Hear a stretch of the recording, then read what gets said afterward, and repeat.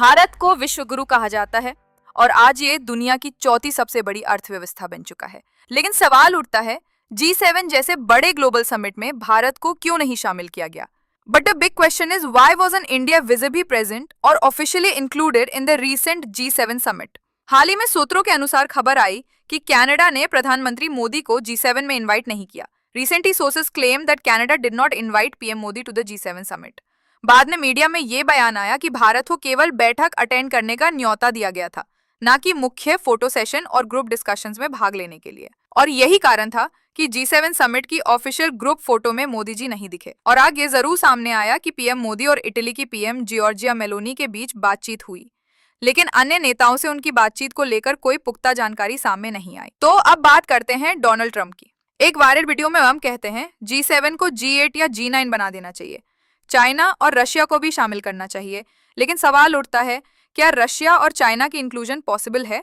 G7 यानी group of 7 सबसे अमीर और डेवलप्ड देशों का संगठन है। USA, UK, France, Germany, Japan, Italy और कनाडा। अब बात करें हैं चाइना की। चाइना को कभी इनवाइट नहीं किया गया क्योंकि ये G7 के मूल ढांचे में फिट नहीं बैठता। China has never been included officially as it does not align with the values and politics of G7. और रशिया अब दुनिया की 11वीं सबसे बड़ी अर्थव्यवस्था है। It is currently ranked 11th in the world economy. फिर भी ट्रंप रशिया को शामिल करने की बात कर रहे हैं, या Trump wants Russia back into G7। इससे साफ जाहिर होता है कि ट्रंप की बातें बहुत बार सिर्फ पॉलिटिकल ड्रामा होती हैं। अब बात करते हैं एक और बड़ी खबर की। फ्रांस के राष्ट्रपति इमैनुअल मैक्रोन ने आरोप लगाया कि ट्रंप हर बार दूसरे देशों पर सीज फायर का दबाव डालते हैं, खासकर इजरायल और ईरान को लेकर। French president Macron alleged that Trump pressures nations into ceasefires, especially in conflicts like Israel Iran. जवाब में डोनाल्ड ट्रंप ने बेहद तीखा जवाब दिया।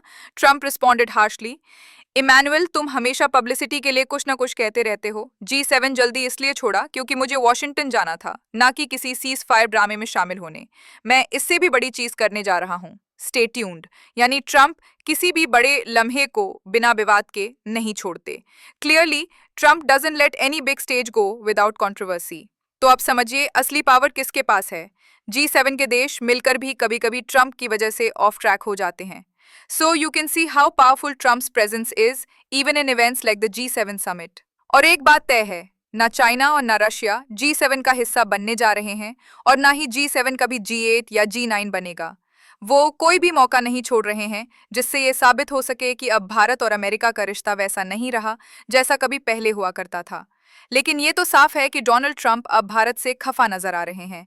इस दूरी की एक बड़ी वजह पाकिस्तान भी है। डोनाल्ड ट्रंप स्वभाव से एक अहंकारी ईगोइस्ट व्यक्ति माने जाते हैं, जो हमेशा ये दावा करते रहे हैं कि अगर दुनिया में कहीं भी युद्ध हुआ तो वो खुद सीज फायर करवा देंगे, जैसे कि वो पूरी दुनिया के सर्वोच्च नेता हों। और शायद यही वजह है कि उनका कई बार मजाक भी उड़ाया गया, जिसका ताज़ा उदाहरण इमैनुअल मैक्रोन के साथ हुआ उनका टकराव है।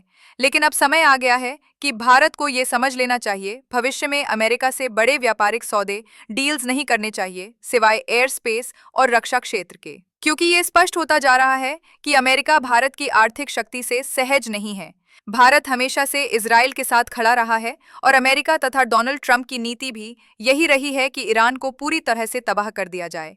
यही अमेरिका था जिसने ओसामा बिन लादेन को उसके गढ़ में घुसकर मारा, और अब वो यही सोचता है कि ईरान के सुप्रीम लीडर का हाल भी वैसा ही होना चाहिए।